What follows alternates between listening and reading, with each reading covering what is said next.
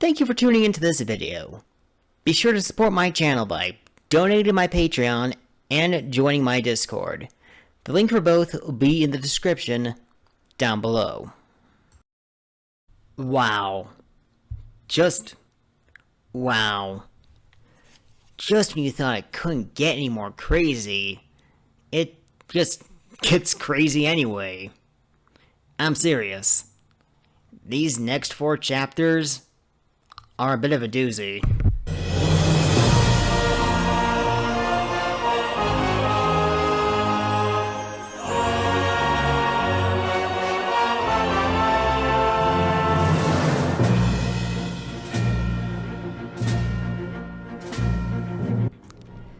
Hello everyone, it's Tyrant, and welcome to yet another Black Clover chapter review. Chapters 224 through 227. And boy, a lot is going on and a lot is going to happen. So I really don't know where to start. So I guess I'll have to start from, well, where else but the beginning. Now, before we actually do, I want to talk about something first. The last time I did a chapter review, it got taken down by claims of copyright infringement, and I had to send out a counterclaim, which took about 2 weeks to fix. Now, maybe I'll do something like that again in the future, but it was already kind of annoying to do in the first place, so for the time being, I'm just gonna have a game run in the background and just fade in and out images to try to describe the story. Maybe I'll use a few panels here and there, but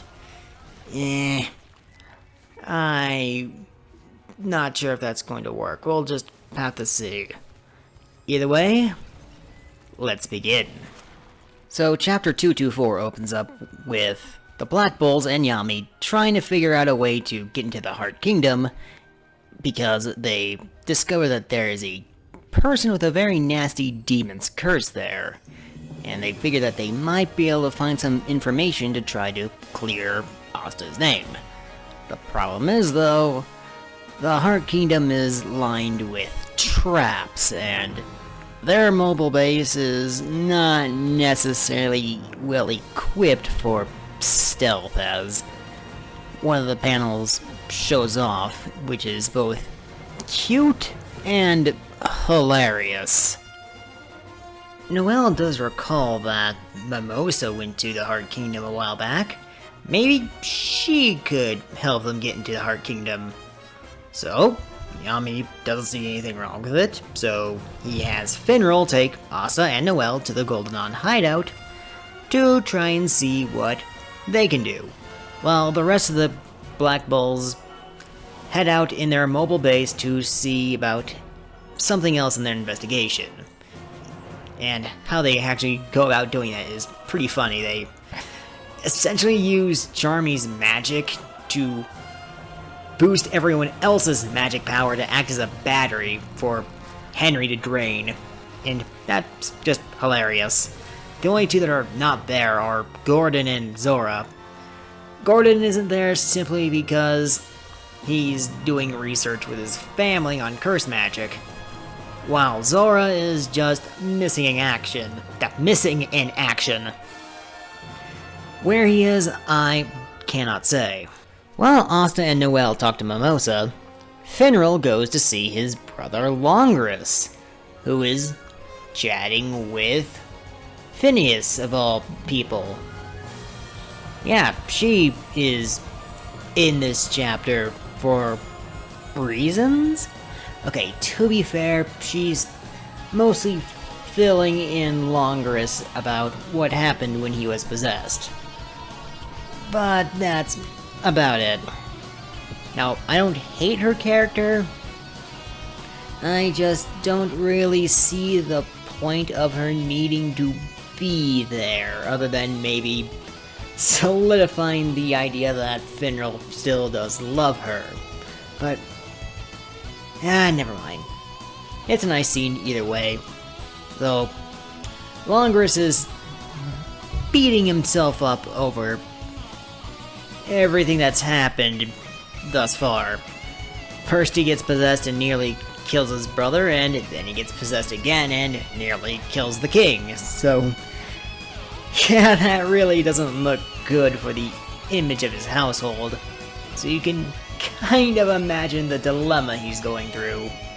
And in a way, kind of feel bad for him. And yeah, Finral kinda does feel bad for him too. He kinda feels sorry that he is weak and couldn't do anything to help him. And Longris is not really taking any of it and says that he's not really going to let Finral marry Phineas, or that Finral can't marry Phineas because there's one problem with Finral. And that is, of course, he is a Casanova. And chats up pretty much every woman he sees. And from that day forward, Finral actually takes a vow to try and get better at this weakness of his. And that's actually something that surprised me. I thought this was just going to be a running gag and part of his character, but this is actually going to be something he's going to improve on? Huh. Okay, I would rather it be something more to his magic, but this also was pretty nice. Way to go, Yumi. Way to go. Well, not, actually, it's... never mind. I'm just going to say, way to go to the writer. Actually, it's Yami, not Yumi. Dewey. So yeah, way to go, Yami. Anyway, that rant aside, let's talk about what Asta, Noelle, and Mimoso are talking about in Chapter 224. Meanwhile, Asta and Noelle talk to Mimosa, seeing if she could perhaps do anything to get them into the Heart Kingdom, seeing as she went there once before. And yes, this turns out to be true. Mimosa did go to Heart Kingdom once as an exchange student with her brother back when she was 13. So she sees if she can do that for Asta, seeing as she's willing to do anything for him.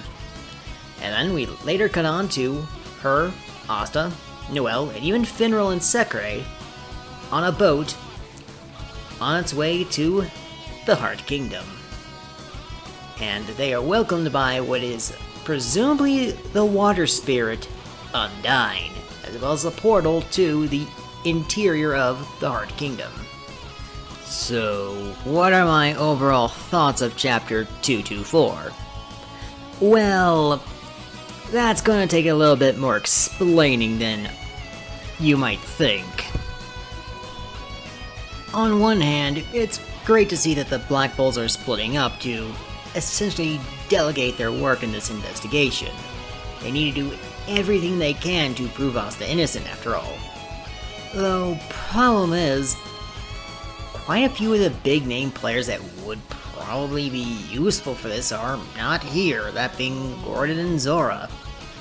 Though, maybe we'll see Zora later, whatever he's up to. I just hope that we'll get to see more of him soon, because he's pretty interesting. We didn't get to see much of him in the previous arc. Especially since it was the arc that introduced him in the first place. The scene with Finral and his brother Londris is okay. I kinda think it would be better if Phineas was either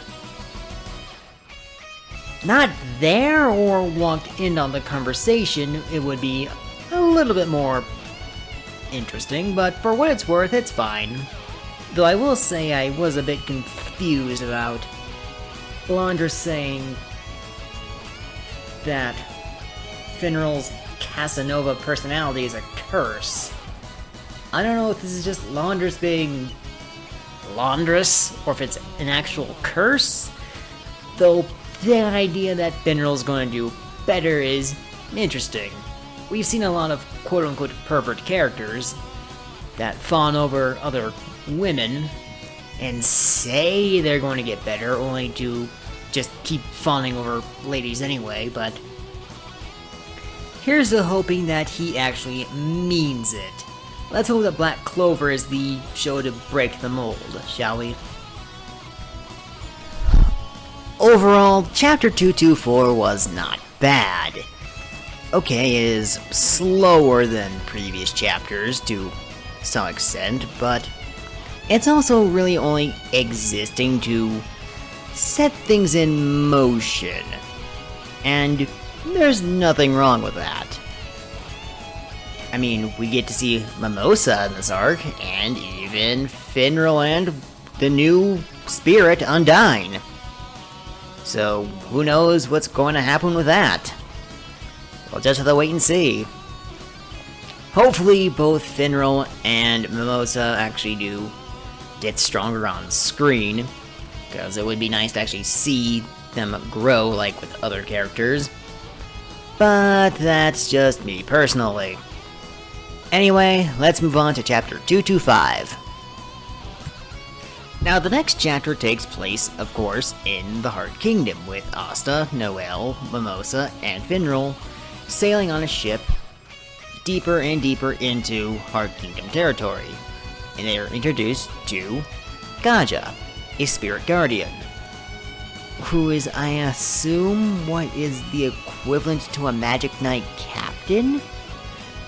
They don't really disclose it yet, so yeah, that's kind of up in the air, but regardless, he is still pretty powerful, or at least gives a very powerful presence to him.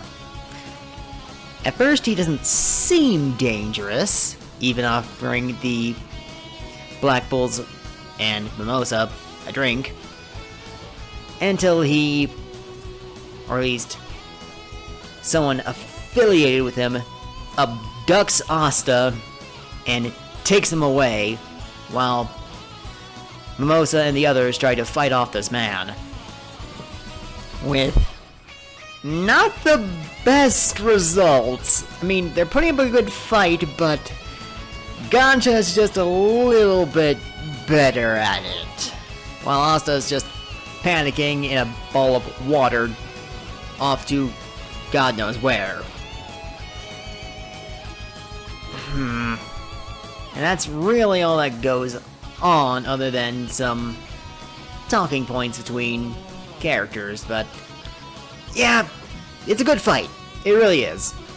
And it bleeds into Chapter 226, where more and more fighting goes on.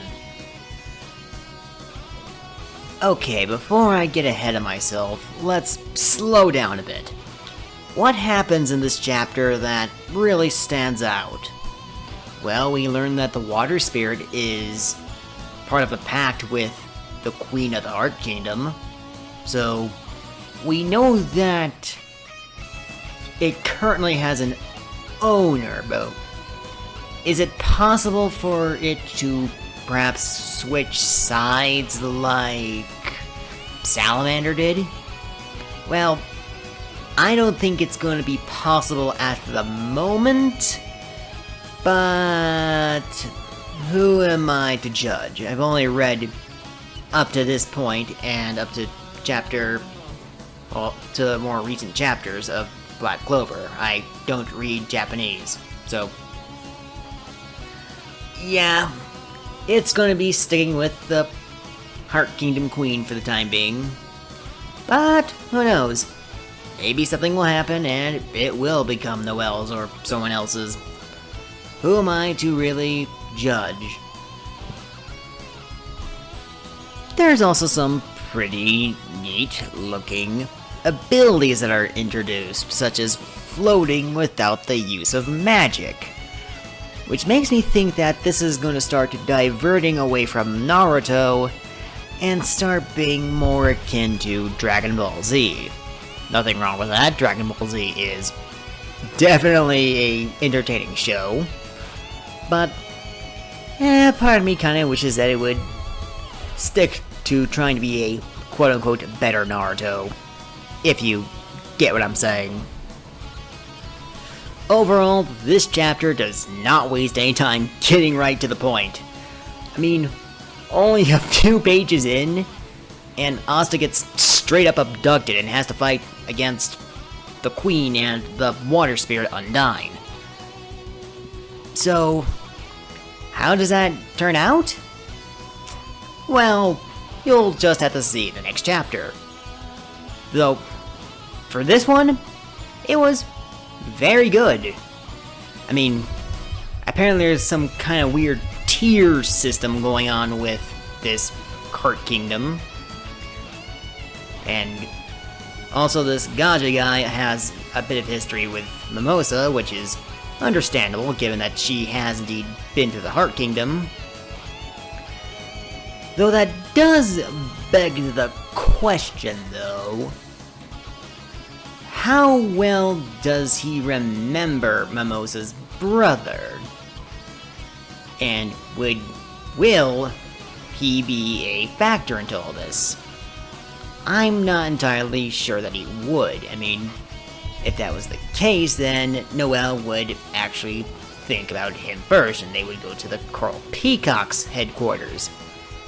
Either way, though, it seems that the next chapter is going to be filled to the brim with action. Chapter 226 opens with Gaja fighting against Noelle, Mimosa, Finral, and I guess you could say Sekre, but she factors in later in the story. Yeah, this battle seems a bit one-sided, but the quartet is at least keeping up with Gaja. They just can't really land that many solid hits on him. Even Noelle's struggling with her Valkyrie armor. She's just barely able to dodge. Meanwhile, Asta fights Undyne, and this is another very interesting fight. On the one hand, Asta's anti-magic is pretty useful, and it does help him to some degree. After all, Undyne is still a spirit who is magic-made flesh, but at the same time, it's still a spirit. Although it really did help Asta fight Salamander, his anti-magic doesn't really work too well if you can't hit your target. Also, this is where that weird tier system comes into play again. Undyne stating that Asta would likely be a 9 on this system. And this tier system runs on your magic power. As we all know, Asta doesn't have any, so naturally he would be a 9. The lower your number, the more powerful you are. Yeah, remember how I said this was turning more into Dragon Ball Z? I wasn't really kidding when I said that, and I kind of still stand by that. I mean, earlier on in the chapter, and I think even in this one, they're still talking about it. Mimosa was like a 3, Finral was like a 6, and Noelle was a 1, which is unsurprising for both Noelle and Mimosa. They are nobility after all. So, it is an interesting concept, but I really want to see where it goes, and hopefully it doesn't just fade into obscurity like Power Levels did with Dragon Ball Z. So, Finral sends Sekre over to Asta using his magic, and this somehow surprises Gaja. He first thought that Finral can only use his magic on places that he can see, which kind of is true, but also not true. Finral can send things to places that he has been to, but he's never been to where the Queen is now. So, yeah, it's still an impressive feat overall.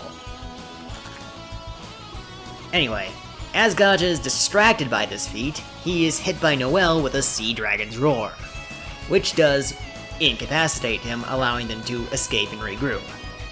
Meanwhile, Sekre helps Asta take on Undyne, who decided to instead fight Undyne to go right after the caster, as in the Queen of Heart Kingdom, who is protected by some kind of water barrier.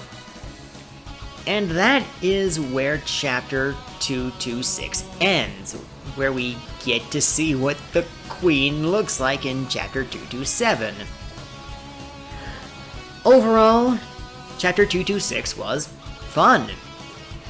It has a lot of interesting concepts. The fight was great.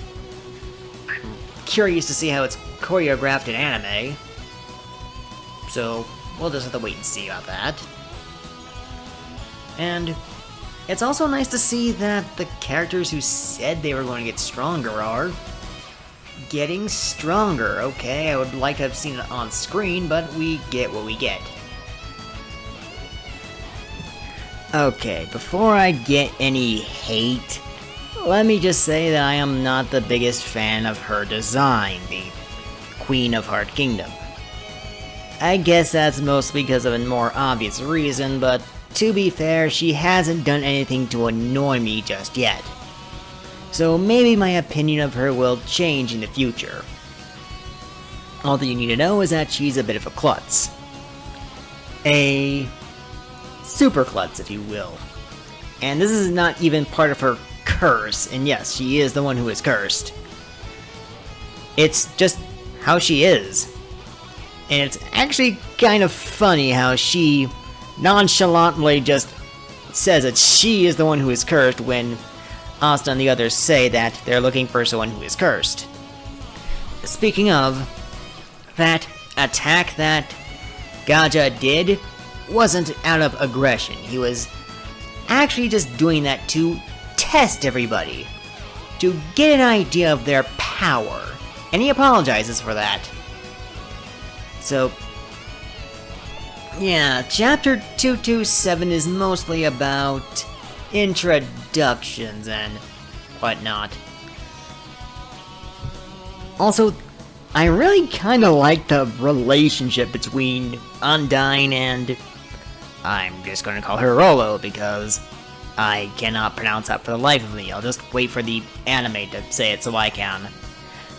But, yeah, it's kind of cute how Undyne is a bit motherly to Rollo, how I'm gonna call her.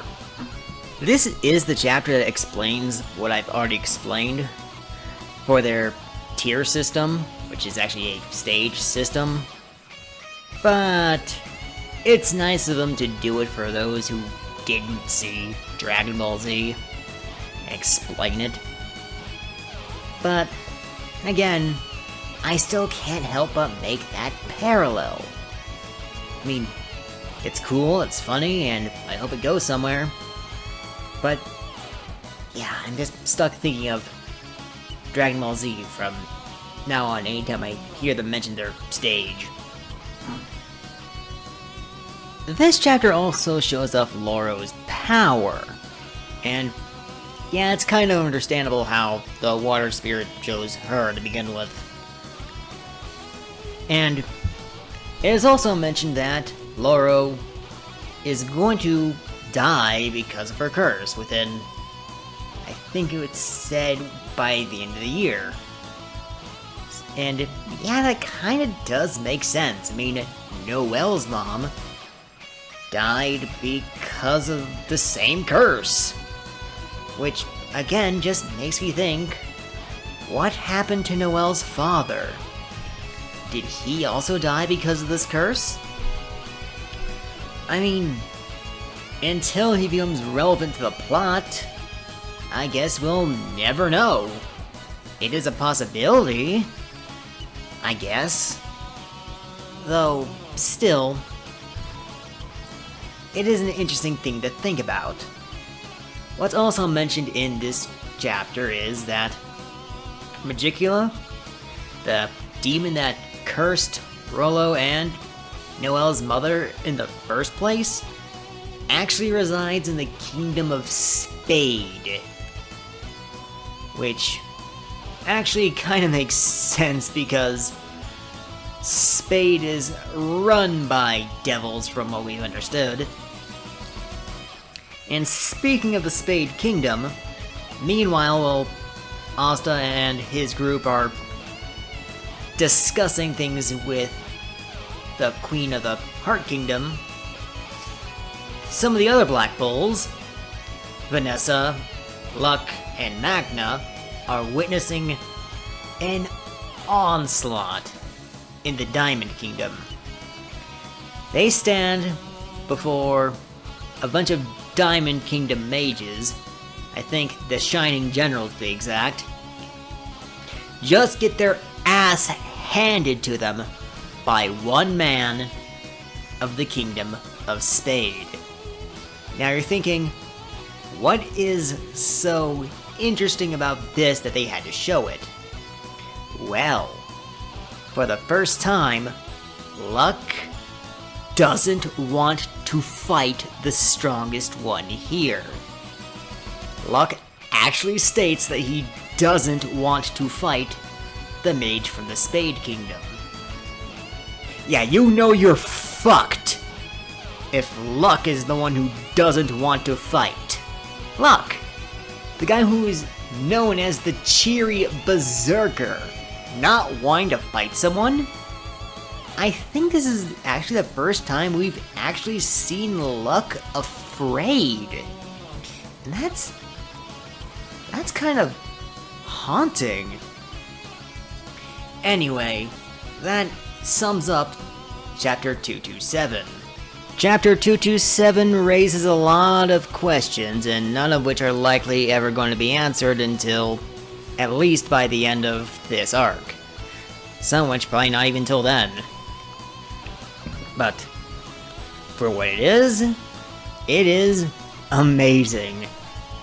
I mean, for the first time we see Luck feel something besides utter joy since his introduction to the Black Bulls. Well, his quote-unquote introduction episode earlier on in the series. I mean, don't get me wrong, we have seen some other touching scenes, but we've never seen Luck actually be afraid of something. And I'm sorry, but that is still what stands out the most to me. Not even Loro,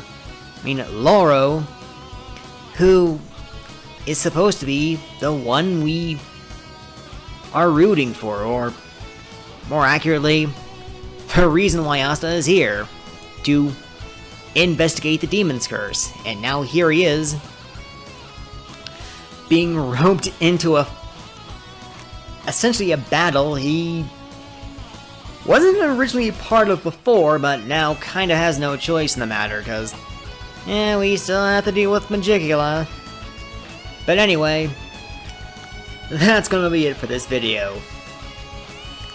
Nah, I'm just kidding. We're gonna cover Chapter 228. Actually, nothing much really happens in Chapter 228. I mean, nothing too noteworthy, but stuff that I should still probably talk about. First off, Asta and company have been formally introduced to the Queen of Heart Kingdom, and Asta and Sekre have been put into their own tier, also known as the Dark Tier, which is interesting. Kind of throws what I was hoping for out of the water, but Asta's always been a special case when it comes to magic. So, it just reiterates what we know about the stage system, saying that the more magic you have, the higher stage you are. So, essentially, Asta and company agreed to train in the Heart Kingdom for 6 months to help prepare for battle against Magicula and the Spade Kingdom. Speaking of, the rest of the Black Bulls are just kind of scattered all throughout the world, trying to figure out just about what's going on with Asta, trying to find leads to prove his innocence. We even get a panel of Zora, but we still don't know where he is or what he's up to.